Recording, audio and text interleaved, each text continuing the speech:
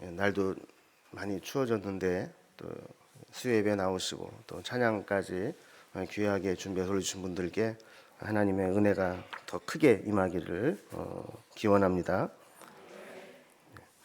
우린 요즘에 수요 예배 시간을 통해서 바울의 1차 전도 여행을 살펴보고 있습니다. 우리 지난주까지 있었던 일을 우리 지도를 통해서 다시 한번 좀 정리를 해보면 이렇습니다.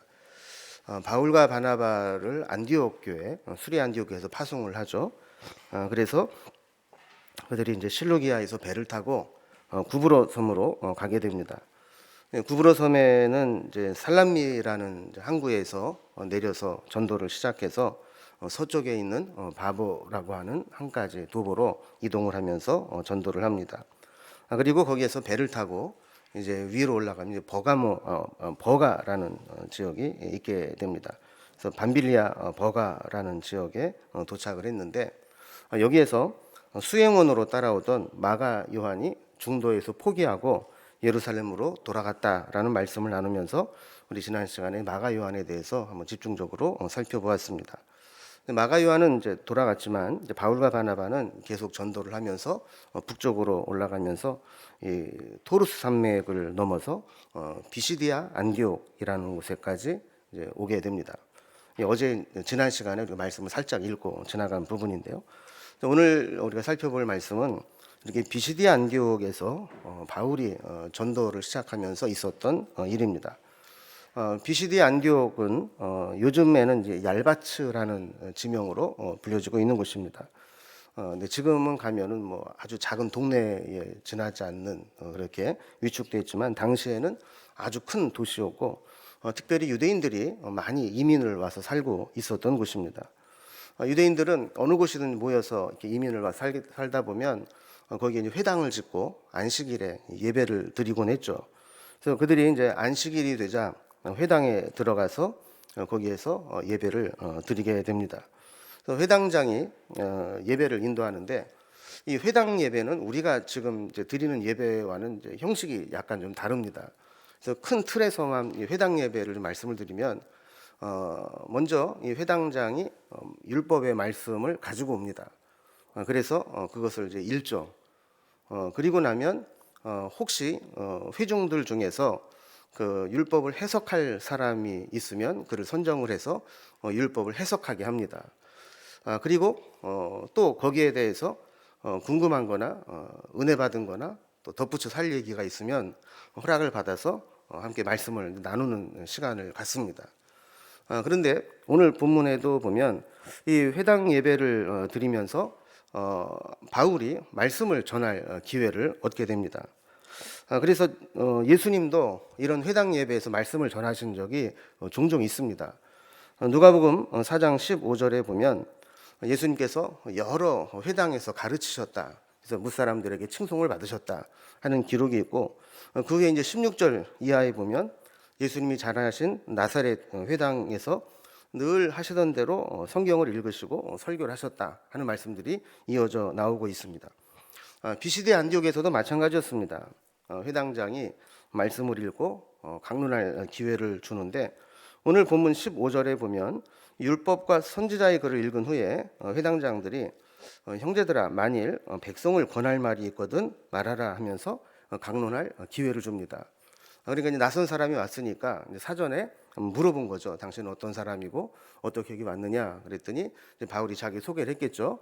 근데 바울은 우리가 알다시피 가말리엘이라고 하는 당시의 최고의 석학이었던 율법학자에게서 그 문화에서 공부를 했던 수제자였습니다. 그러니까 이 비시디 안디옥에 있는 회당장이 볼 때 저분이라면 우리가 이 말씀에 대한 해석을 들어도 되겠다 싶은 생각에서 혹시 권할 말이 있으면 좀 얘기를 좀 해주십시오라고 이야기를 했다라는 거예요.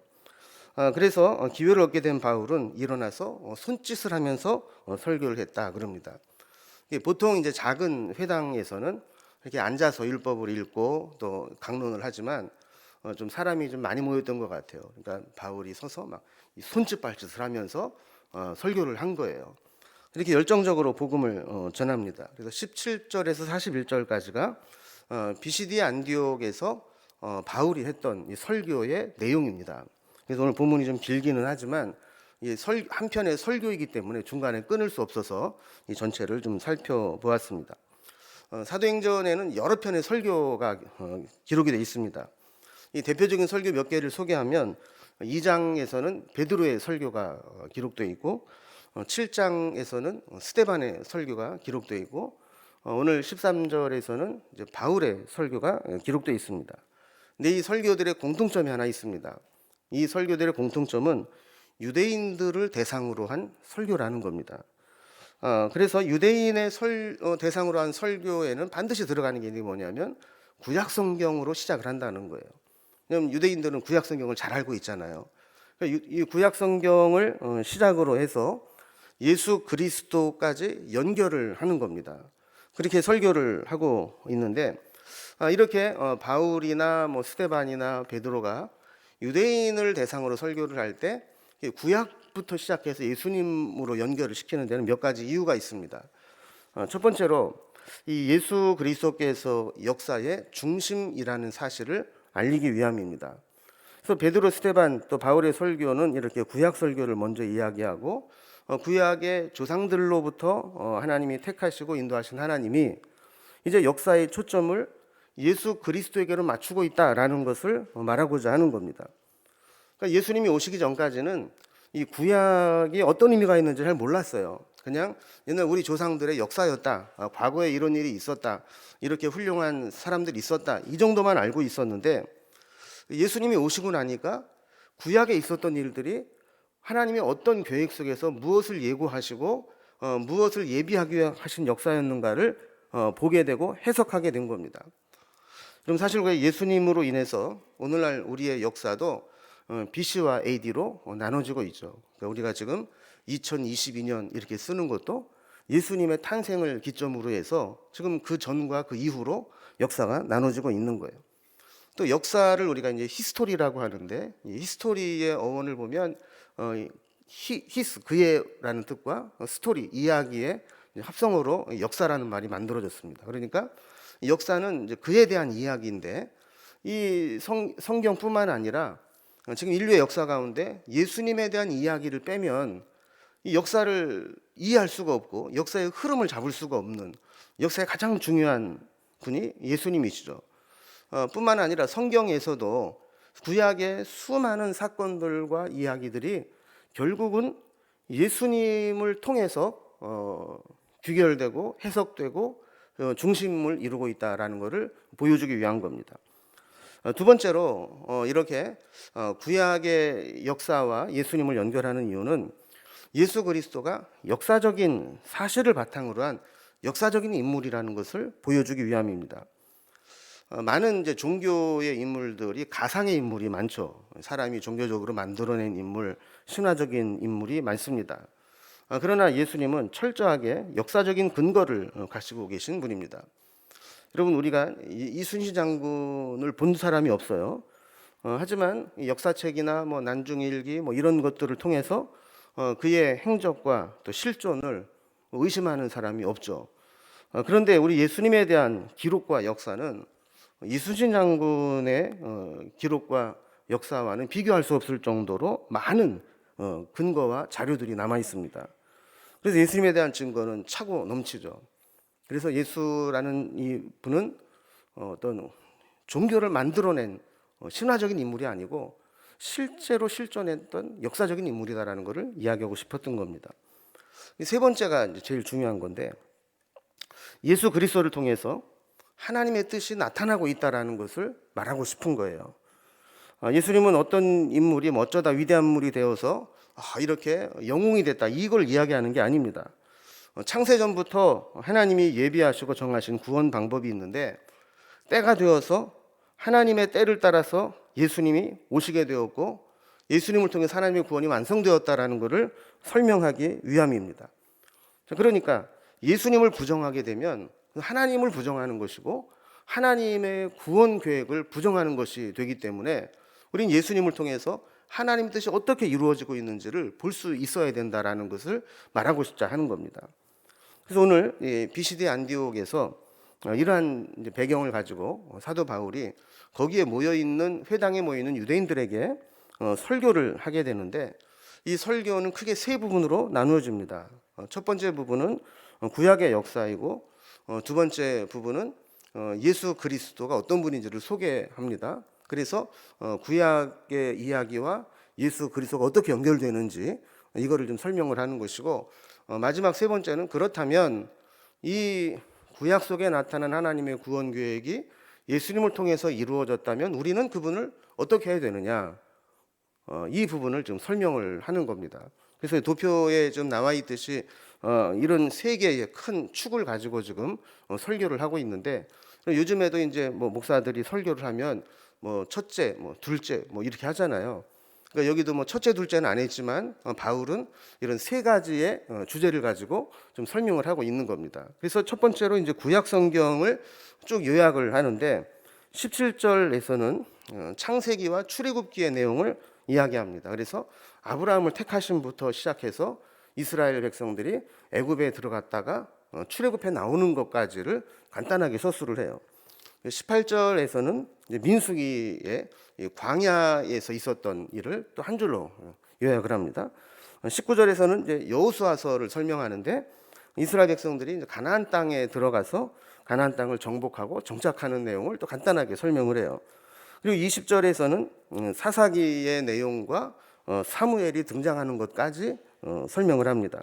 그리고 21절에 보면 사울왕이 통치했던 40년간의 내용을 정리를 해요. 그리고 22절에 보면 사울을 패하고 하나님 마음에 맞는 다윗을 세워서 통치하게 되었다 그럽니다. 근데 이제 이스라엘 역사가 여기서 끝나는 게 아니잖아요. 그런데 바울은 여기까지만 이야기하고 나머지 역사는 생략을 합니다. 왜냐하면 좀 바울이 말하고자 하는 것은 다윗의 후손으로 예수님이 오셨다는 것을 말하려고 했기 때문에 다윗까지만 이야기를 한 거예요. 자, 그래서 이 구약 성경을 이렇게 다윗까지 요약을 하고 그 다음에 다윗의 후손으로 약속된 분이 오셨는데 예수 그리스도라는 것을 설명을 합니다. 이게 두 번째 주제입니다. 그래서 23절에 보면 다윗의 후손으로 하나님께서 예수 그리스도를 보내셨다. 그리고 24절, 25절에서는 예수님을 보내시기 전에 약속하신 대로 세례 요한을 먼저 보내셔서 예비하셨다. 그리고 26절에서 29절까지는 그렇게 예수님이 오셨지만 사람들은 예수님을 몰라보고 도리어 십자가에서 죽게 했다. 그리고 30절에 37절까지는 그 죽으신 예수님을 하나님이 다시 살리셔서 우리의 구원이 되게 하셨다. 이 이야기를 하는 겁니다. 자, 그러면 이걸 아는 것으로 중요한 게 아니죠. 세 번째 중요한 게 뭐냐면 이런 하나님의 구원 계획을 알았다면 우리가 그것을 어떻게 해야 될 거냐, 이거를 얘기하는 거예요. 그래서 38절에서 39절까지는 예수를 믿음으로 죄사함과 의로움을 얻게 된다라는 이야기를 하고 40절, 41절에서는 믿지 않음으로 멸망에 이르지 않게 하라. 다시 말하면 그분을 믿어서 멸망받지 않도록 해라. 이런 얘기를 하는 거예요. 이게 오늘 설교입니다. 그래서 이렇게 유대인들에게 설교를 했기 때문에 그들이 잘 알고 있는 이 구약 성경의 내용들을 정리하고 그 하나님의 경륜 속에서 해석을 해준 것이 바로 베드로와 또 스데반과 바울이 했던 설교의 공통점입니다. 그래서 이방 땅에서 전한 복음이지만 그 대상은 회당에 있는 유대인들이었기 때문에 이런 틀을 가지고 설교했다라는 것을 이해하고 오늘 본문을 보시면 될 것 같습니다. 오늘 본문에 나타난 비시디 안디옥에서 전한 이 사도 바울의 설교 내용을 좀 살펴보겠습니다. 먼저 첫 번째로 구약 성경에 대한 요약 부분을 한번 더 살펴봅니다. 먼저 첫 번째로 창세기와 이 출애굽기의 요약이죠. 창세기를 이제 요약하면서 17절에서는 이스라엘 백성의 하나님이 우리 조상을 택하셨다라고 이야기를 해요. 하나님께서 수많은 사람 가운데 아브라함을 택하셔서 그 히브리 민족을 이루셨잖아요. 자, 그렇게 해서 아브라함과 이스라엘 민족이 탄생하게 되었는데 사실 이 이스라엘 백성들은 역사에서 한 번도 주인이 되어본 적이 없습니다. 한 번도 역사의 주도권을 가진 적이 없습니다. 그런데 하나님이 그들을 택하셔서 하나님 백성으로 삼으신 거예요. 그래서 사실 선택이라고 하는 것은 자격과 무관하기 때문에 은혜가 됩니다. 만약에 하나님의 선택이 어떤 자격과 어떤 능력에 의해서 선택한 것이라면 은혜가 아니죠. 그런데 이스라엘 백성들은 정말 보잘것없는, 만약에 하나님이 그들을 택하지 않으셨다면 어느 한 지역에서 이리저리 치르다가 그냥 비참하게 어쩌면 사라질 수도 있었던 그런 백성들인데, 하나님이 그들을 택하심으로 인해서 하나님의 구원 사역을 나타내는 민족이 되었다는 거예요. 이게 은혜라는 겁니다. 그리고 우리도 마찬가지죠. 하나님께서 우리를 어떤 자격이나 공로나 어떤 능력으로 부르신다면 우리를 부르셨겠습니까? 우리 같은 사람을. 그러나 하나님은 은혜로 우리를 다 하나님 자녀로 삼으시고 하나님의 은혜를 부어주시고 하나님 백성이 되게 하시고 또 하나님의 일을 하게 하시고 나중에 천국의 사람의 상급을 받을 수 있도록 기회를 주신 거 아닙니까? 이게 바로 하나님께서 우리에게 주신 은혜입니다. 이게 창세기의 요약입니다. 두 번째로 이제 출애굽기의 이야기를 하는데 17절 뒷부분에 보면 애굽 땅에서 나그네 된 그 백성을 높여 큰 권능으로 인도하여 내사 그랬습니다. 그 이제 갑자기 이제 좀 생략이 좀 됐지만 애굽 땅으로 내려간 거예요. 거기에서 하나님이 큰 권능으로 인도하여 내셨다 그럽니다. 자, 요셉이 종으로 팔려가서 우여곡절 끝에 애굽의 총리가 됩니다. 그래서 7년의 기근이 시작될 때 이스라엘 백성들이, 야곱의 가족들이 애굽으로 내려가게 되죠. 요셉이 살아있을 때는 좀 그래도 좀 대접을 받았는데 요셉이 죽고 요셉을 알지 못하는 바로가, 다시 말하면 애굽의 왕조가 바뀝니다. 그러면서 이 요셉의 공로를 인정하지 않습니다. 부정해 버립니다.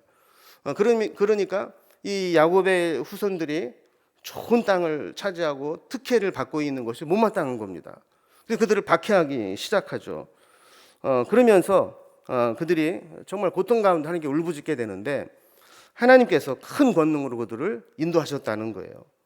그러니까 뭐 기적을 행하시고 10가지 재앙을 통해서 항복을 받아내고 나오게 하신 것이죠. 만약에 바로의 압제에서 하나님께서 그냥 내버려 두셨다면 애굽에 내려간 그 아브라함의 자손들은 어떻게 됐을까요? 아마도 그냥 지지부진하게 그 애굽의 종으로 흡수돼서 사라졌을 거예요. 그런데 하나님께서 은혜를 베푸셔서 그들에게 큰 권능으로 출애굽을 시키셔서 구원해 내신 거죠. 그럼 우리도 마찬가지입니다. 죄의 종살이하고 세상 욕심과 육체의 정욕에 끌려다니던 우리들이 하나님께서 우리를 건져내지 않으시면 여전히 세상에서 그렇게 살다가 세상에서 그냥 멸망에 빠지는 삶으로 마감될 수밖에 없는 인생들이죠. 하나님 우리를 구원해 내셔서 하늘의 영광을 보게 하셨고 하나님 백성으로 새롭게 살게 하신 것, 이것이 출애굽기를 통해 주시는 은혜입니다. 자, 이제 크게 두 번째로 18절에 보면 민수기를 요약합니다. 민수기는 이제 대표적인 게 광야 생활이죠. 그래서 저들은 애굽에서 나온 지 40년을 광야에서 보냅니다. 그런데 18절 말씀을 보면 그들이 광야에서 보낸 40년간의 기간을 뭐라고 설명하냐면 그들의 소행을 참으셨다, 이렇게 설명을 해요. 이게 무슨 얘기입니까? 출애굽부터 레위기, 민수기, 신명기에 이르기까지 이스라엘 백성들이 광야 생활을 하는데 그 광야 생활을 한마디로 요약하면 끊임없이 원망하고 불평하고 반역하고 하나님께 심판받아 마땅할 소행들이었다라는 거예요. 하나님께서는 만나와 미추라기로 저들을 먹이시고 반석을 쳐서 물을 내시고 의복이 해지지 않게 하시고 또 대적들과 싸워 이기게 하시고 그들이 광야 생활하는데 필요한 모든 것들을 해주셨는데도 불구하고 그들은 조금만 불편하면 원망하고 불평했습니다. 길이 참으시는 하나님의 은혜가 아니었더라면 저들은 출애굽은 했을지 몰라도 광야에서 다 심판받아 멸망을 당할 존재들이었습니다. 여러분, 우리도 보면 신앙생활하면서 뭐 은혜 받았다고 뭐 간증은 많이 하지만 얼마나 많이 불평합니까? 조금만 힘들면 원망하고 불평하고 살아갑니다. 말씀을 받아도 말씀대로 살지 못하고 말씀에 따라 뭐 감사하고 뭐 은혜의 삶을 사는 게 아니라 그냥 또 원망하고 불평해요. 어떻게 보면 민수기에서 보여주는 삶이라고 할 수 있죠. 세 번째는 이제 여호수아서에 대한 요약입니다. 19절에 보면 이 여호수아서에 대한 이야기를 하는데, 여호수아는 하나님께서 이스라엘 백성들을 광야에서 가나안으로 이끌고 가셨다는 거예요. 그래서 거기에 땅을 정복하고 분배하게 하셨는데, 19절에 보면 이스라엘 백성들의 원망과 반역에도 불구하고 하나님의 은혜로 가나안 땅에 들어가게 됩니다. 그래서 가나안 땅의 7족속을 멸하시고 그 땅을 기업으로 주셨다라는 거예요. 그럼 사실 말이 정복이지, 이스라엘 백성들은 전쟁을 할 준비가 안 돼 있던 사람들입니다. 무기도 없고 전술도 없고 병법도 없습니다. 숫자만 많았지 아무것도 할 수 없는 노합지졸이었습니다. 하나님께서 이기게 하셨고, 저들은 그냥 들어가서 하나님이 이겨놓으신 땅을 밟기만 하면 됐습니다. 여기까지의 역사가 450년이라 그랬는데, 이 450년이란 이야기는 애굽 생활을 했던 400년, 그리고 광야에서 10년, 그리고 정복 전쟁을 하고 정착하기까지 10년, 그래서 450년을 이야기하는 거죠.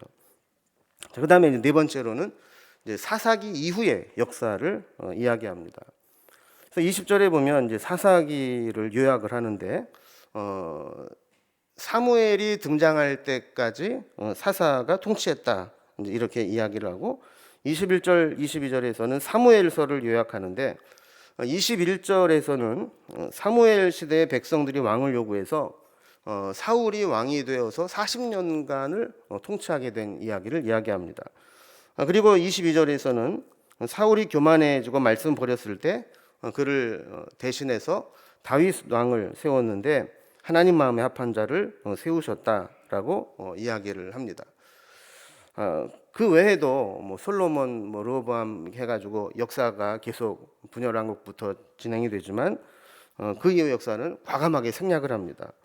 아까도 말씀드린 것처럼 지금 바울이 왜 이 설교를 하느냐 하면 다윗 왕을 통해서 주신 약속이 어떻게 이루어졌는가를 설명하기 위해서 했는데, 다윗이 나왔으니까 여기서 이제 정리를 한 거예요.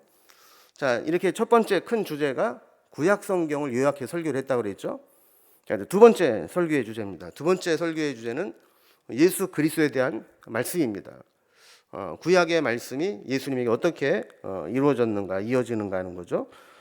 자, 바울의 첫 번째 설교의 주제가 구약의 역사라면 이제 그다음 그 구약이 어떤 의미가 있는가를 우리에게 보여주는 겁니다. 사실 역사는요, 진짜 역사 공부는 역사를 제대로 해석하는 거죠. 몇 년도에 뭐가 있었고 몇 년도에 뭐가 있었고 무슨 이때는 무슨 일이 있었고, 이걸 외우는 거는 사실은 게 중요하지 않아요. 그게 어떤 의미가 있느냐를 아는 게 중요한 거죠. 이스라엘 백성들은 이스라엘 과거의 역사에 대해서 또 율법에 대해서 잘 알고 있었습니다. 27절에 보면 심지어 그들은 말씀을 외우기까지 했다 그래요. 그런데 문제는 뭐냐면 그 말씀의 의미가 무엇인지를 모르고 그냥 외우기만 했기 때문에 결국에는 예수님을 정죄하고 십자가에 못 박는 사람들이 율법을 잘하는 유대인들이었다는 겁니다. 그러니까 율법을 아무리 외우면 뭐예요? 무슨 뜻인지를 모르는데. 여러분, 사실 이 말씀은 우리에게도 중요합니다. 우리가 아무리 성경을 잘 알고 또 훈련을 많이 받았어도 그게 나랑 무슨 상관인지를 모르면 의미가 없는 거예요. 말씀을 다른 사람에게는 잘 적용을 하는데 나에게는 적용이 안 된다 그러면 그건 무용지물인 겁니다. 말씀을 하나를 알아도 그 말씀이 나에게 적용이 되고 나를 변화시켜야 그게 말씀이 의미가 있는 거지, 말씀을 생각하면서 자기는 말씀대로 안 살아. 그러면서 그 말씀을 가지고 다른 사람만 비판하고 비난해요. 그럼 모르는 게 난 거죠. 그러니까 이스라엘 백성들이 그렇게 율법을 잘 알고 있었지만, 외우기까지 했지만, 그럼에도 불구하고 하나님의 뜻대로 오신 예수님을 거부하고 십자가에 못 박았다면 율법을 알고 외우는 게 무슨 의미가 있느냐는 거예요. 자, 이제 바울은 이 구약의 말씀들이 오늘날 어떻게 연결되고 있는지를 설명합니다.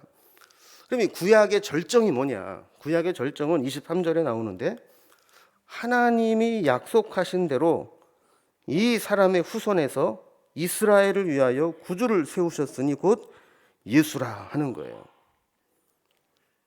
그러니까 지금까지 바울이 구약에 대한 설명을 쭉 했는데 그 구약의 핵심이 뭐냐?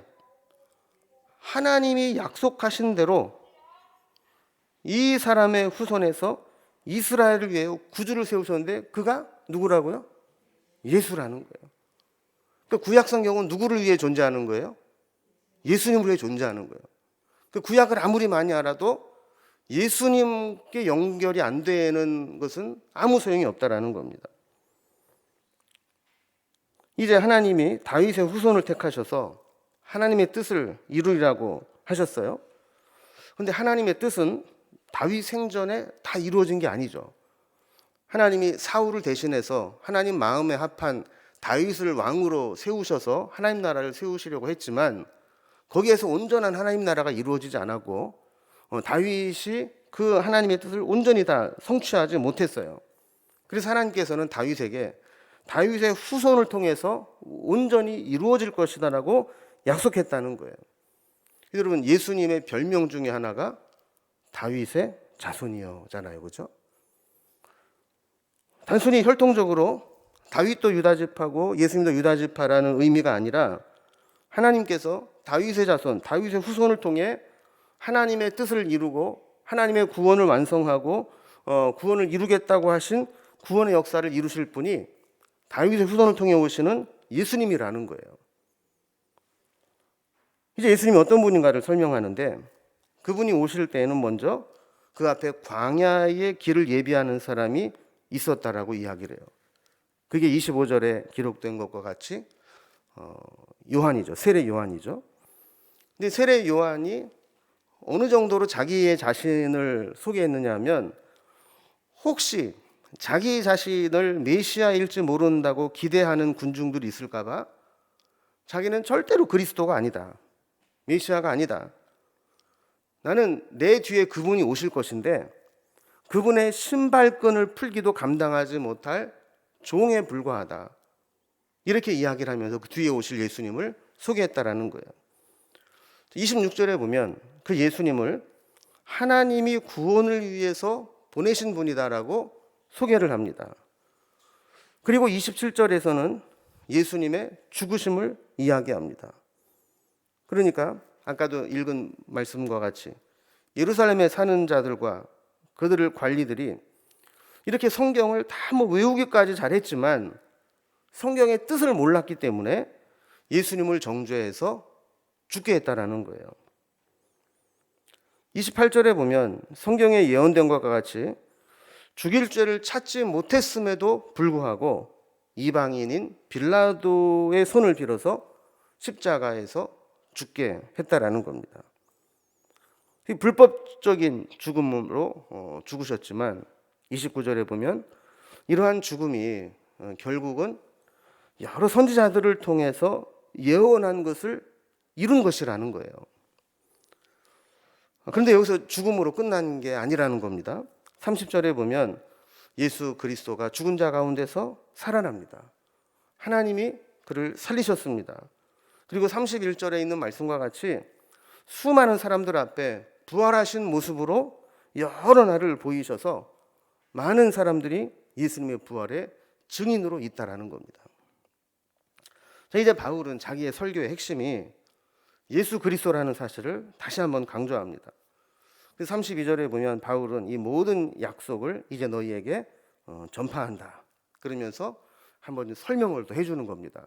구약 성경과 예수님과 어떤 연관이 있는지를 설명을 하는데 33절에 보면 예수님의 부활과 승천에 대해서 이사야서와 시편의 말씀을 인용하면서 그 말씀이 어떤 뜻인가를 우리에게 설명을 해줘요.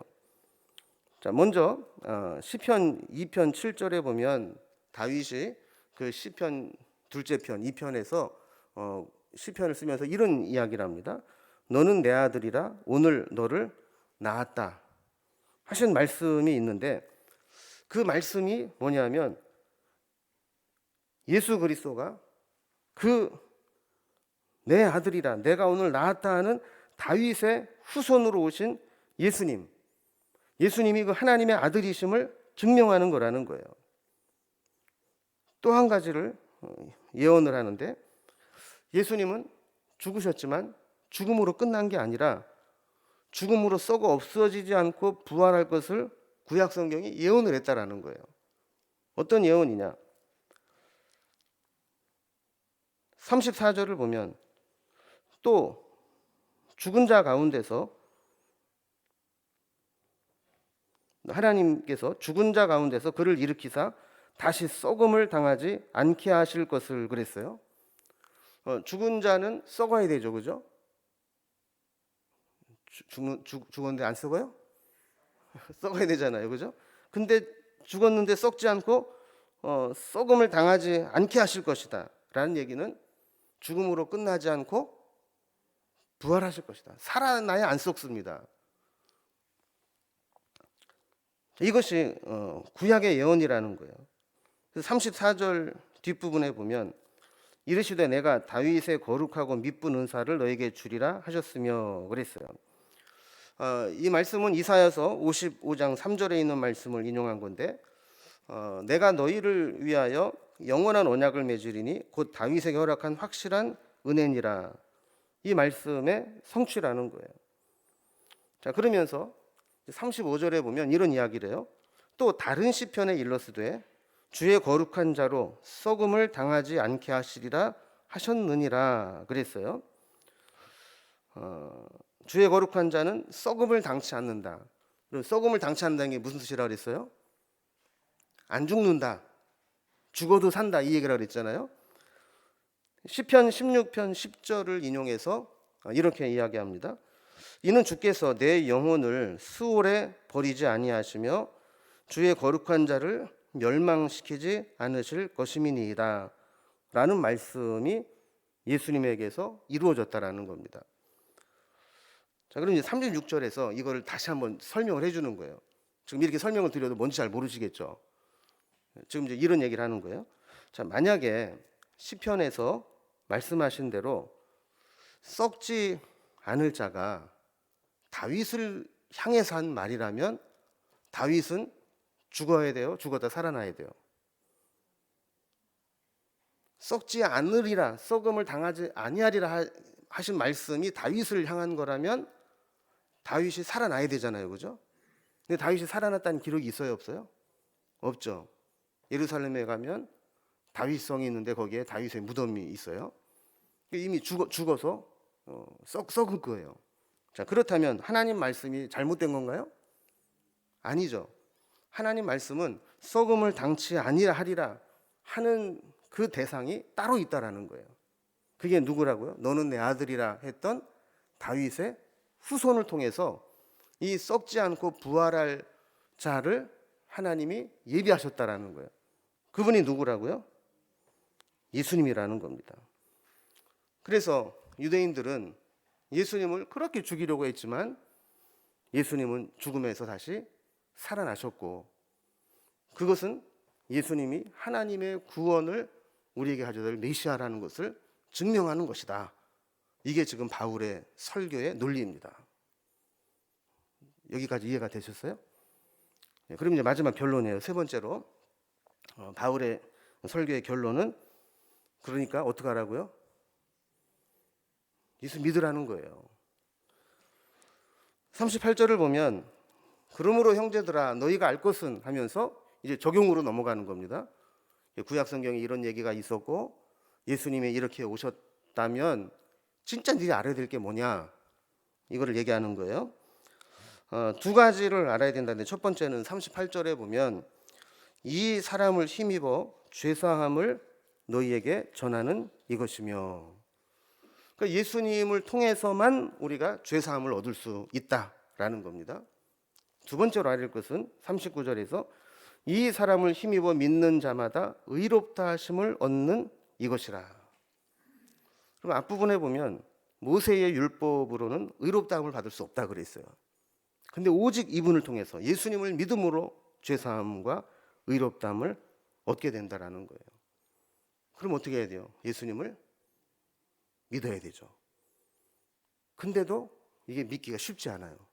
그래서 경고를 합니다. 40절에 이렇게까지 얘기를 했는데도 불구하고 여러 선지자를 통해서 미리 예언하시고 말씀하신 이것을 믿지 않는다면 결국 선지자들을 통해서 예고하신 심판이 너희에게 미칠까 하노라.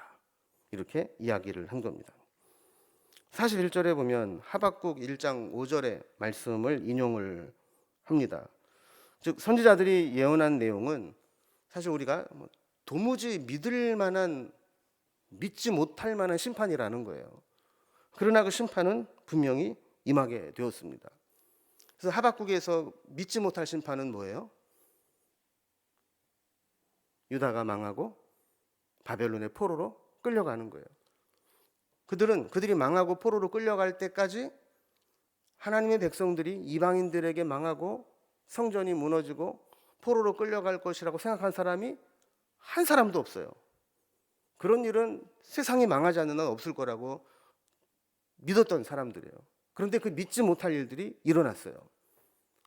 마찬가지로 하나님께서 예수님을 통해서 우리에게 구원의 길을 이렇게까지 예비해 두셨는데 끝내 이것을 받아들이지 않고 거절한다면 너희들이 그런다고 우리가 심판 당하겠어? 그런다고 망하겠어?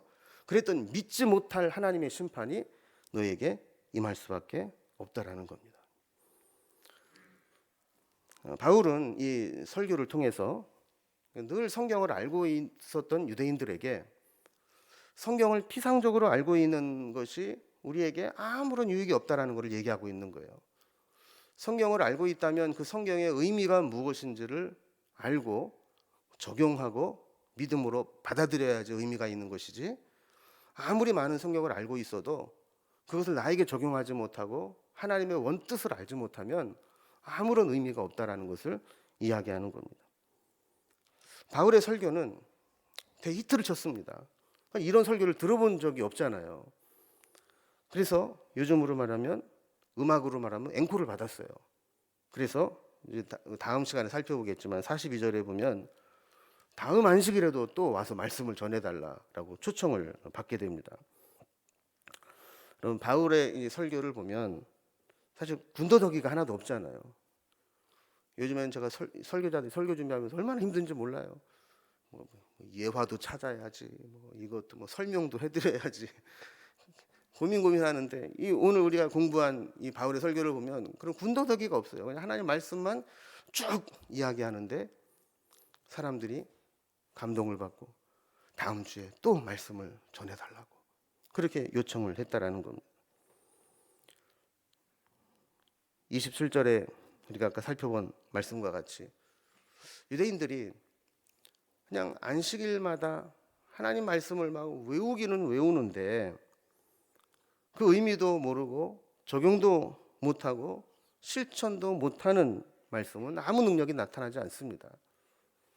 바라기는 우리가 성경을 내가 얼마나 많이 읽었네, 내가 얼마나 많이 성경을 알고 있네, 내가 설교를 얼마나 많이 들었네, 이걸 자랑하지 마시고 그 말씀을 내가 그 본질을 내가 잘 알고 있는지, 말씀을 대할 때마다 그 말씀을 나에게 적용시켜서 내가 그 말씀으로 변화되고 있는지, 그럼 그거를 우리가 생각해 보아야 합니다. 그래서 말씀의 역사가 우리 가운데 나타나기를 주님의 이름으로 기원합니다. 기도하겠습니다.